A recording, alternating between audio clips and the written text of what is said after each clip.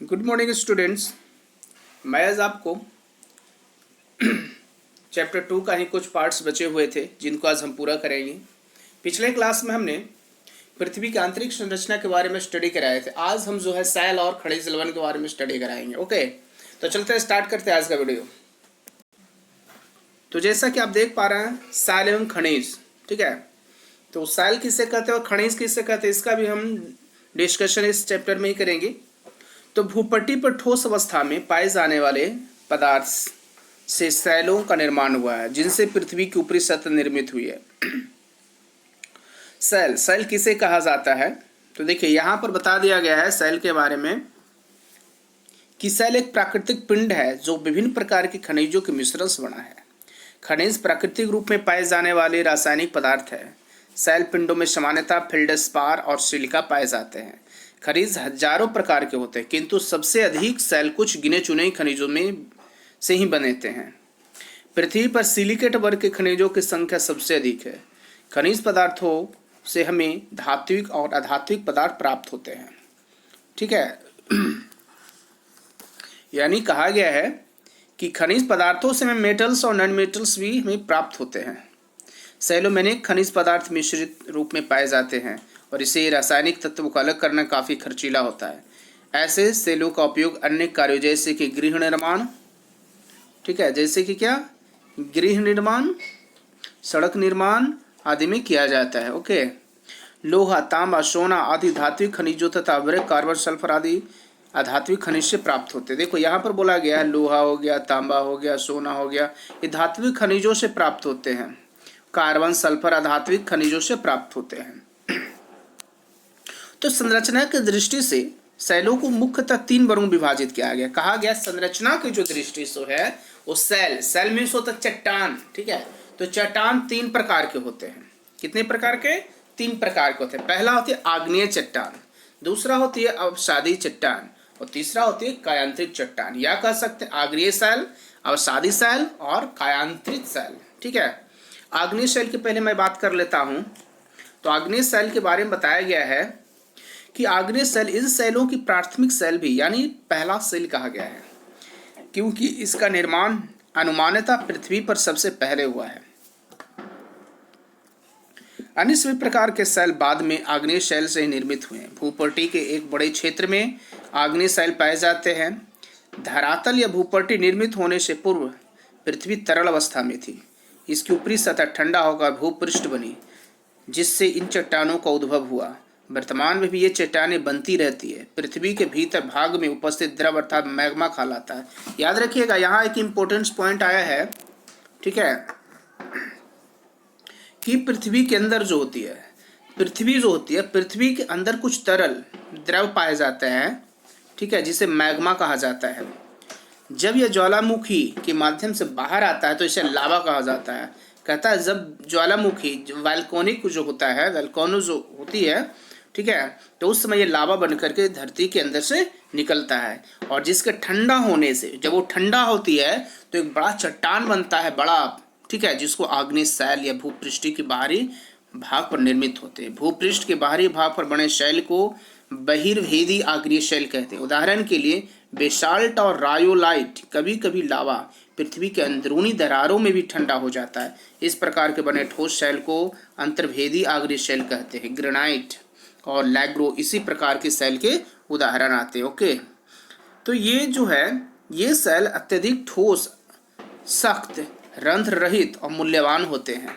आग्नेय शैलों में कभी भी जीवाश्म नहीं पाए जाते और ये परतदार भी नहीं होते हैं। इसकी संरचना जो होती है रवादार होती है। नेक्स्ट पॉइंट देखो, यहाँ पर दिखा दिया गया था। उसके बाद दूसरा पॉइंट आता है। दूसरा पॉइंट आप देख पा रहे हैं, अवसादी सेल। क्या है? अवसादी सेल है। पृथ्वी की सतह अथवा भूपृष्ठ की सबसे बाहरी परत मूल रूप से अवसादी सेलों से निर्मित है। प्रारंभ में आग्नेय सेलों ही निर्मित हुए, किंतु गर्मी, सर्दी और वर्षा आदि के प्रभाव से उसकी बाहरी परत अपक्षय होकर छोटे छोटे कणों में बिखर गया और उससे अवसादी सेलों का निर्माण हुआ। इसके अतिरिक्त पर्यावरण में क्रमिक रूप से परिवर्तन उत्पन्न करने वाले अन्य कारकों जैसे बहता हुआ जल, पवन, समुद्री तरंग आदि के द्वारा अपरदन की क्रिया से भी मूल सेल टूटते रहे। जिस प्रकार से बने अवसादी सेल जो है जल में घुले खनिज नदी की तली या घटियों में एकत्रित हुए हैं। कहा गया अपसादी सेल उस सेल को कहते हैं जिसमें जो है जो आग्नेय जो सेल थी, आग्नेय सेल जो ऊपरी परत होती है, ये धीरे धीरे क्या होता गया, इसका क्षरण होता गया। क्षरण होने के कारण जो है ये हवा, पानी, वर्षा, ये सब के द्वारा छोटे छोटे टुकड़ों में टूट गया। टूट करके ये जो है परत बाई परत दबाव, तापमान, ये सब के कारण एक नए सेल में अवतरित हो गए, जिसे अपसादी सेल कहते हैं। ठीक है, इसमें खनिज नदी की तली या घाटियों में एकत्रित हुए, ये अवसाद दबकर और कठोर होकर सेल परत में परिवर्तित हो गए। इस प्रकार से बने हुए सेल को अपसादी सेल कहते हैं। बलुआ पत्थर और बजरी इस प्रकार के सेल के उदाहरण है। कभी कभी अपसादी सेल की परतों के बीच पौधों या अन्य जंतुओं के जीवाश्म भी पाए जाते हैं। तीसरा पॉइंट आती है कायांतरित सेल। देख पा रहे हैं, ये है कायांतरित सेल। ओके, क्या है कायांतरित सेल, पॉइंट थर्ड। तो थर्ड के बारे में बताएंगे कि जब सेल किसी कारण से पृथ्वी के अधिक गहराई पर स्थित होते हैं तो अत्यधिक ऊपरी दबाव और पृथ्वी की आंतरिक ऊष्मा से उसकी संरचना और रासायनिक गुणों में परिवर्तन होते रहते हैं। इस सेलों का मौलिक स्वरूप बदल जाता है या काया पलट जाती है, जिसके फलस्वरूप इन्हें रूपांतरित चट्टान भी कहा जाता है या रूपांतरित सेल भी कहा जाता है। ओके, यह प्रक्रिया प्राय धरातल के नीचे 12 से 16 किलोमीटर की गहराई पर होती है। ये जो क्रिया होती है 12 से 16 किलोमीटर की गहराई पर होती है, जहां पर तापमान और दबाव सबसे अधिक होते हैं। जहां पर तापमान और दबाव क्या होती है, सबसे अधिक होती है। रूपांतरण की प्रक्रिया आग्नेय और अपसादी दोनों प्रकार के सेलों पर हो सकती है। इतनी गहराई पर बढ़ने के पश्चात ये सेल आंतरिक शक्तियों के प्रभाव से धरातल की ऊपरी सतहों पर पहुंच जाती है, जहां इन्हें प्राप्त करने के लिए चूने पत्थर के संगमरमर नामक कायांतरित सेल बनता है, जो धात्विक रूप से चूने का पत्थर है, किंतु अन्य गुणों में यह भिन्न, सुंदर और मूल्यवान होता है। कायांतरित सेल अधिकांशतः सुंदर, चमकीला और मूल्यवान होते हैं। क्वार्ट्ज, स्लेट, संगमरमर और नाइस आदि कायांतरित सेलों के श्रेष्ठ उदाहरण हैं। ग्रेफाइट भी इसी प्रकार के सेल हैं। इन सेलों को महत्वपूर्ण कार्यों में प्रयुक्त किया जाता है। उसके बाद आते हैं सेल चक्र।